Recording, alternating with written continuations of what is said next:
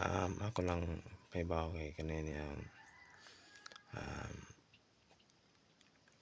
kanilang pagsugon ng mga otoridad since ako biktima gyud since year 2003 plus additional nga nahitabo sa inahan.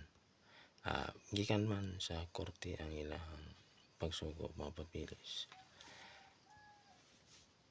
Kana sila nahog na sila og conspiracy. Nga naman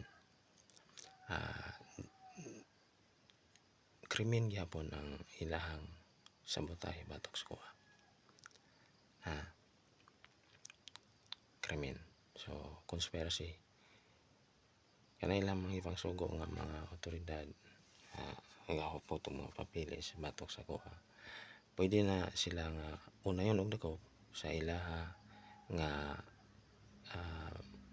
kiyutan nga mga papilis tungod kay ako biktima nga na ako'y kompleto nga ebidensya batok sa ilaha. So kana silang tanan kriminal. Gikan sa korte man sa katigbian, gikan sa korte man sa tagbilaran ang nagsugo ang mga otoridad.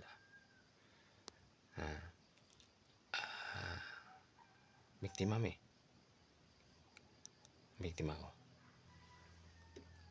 Sila ang angay dakpon. Sila ang kriminal.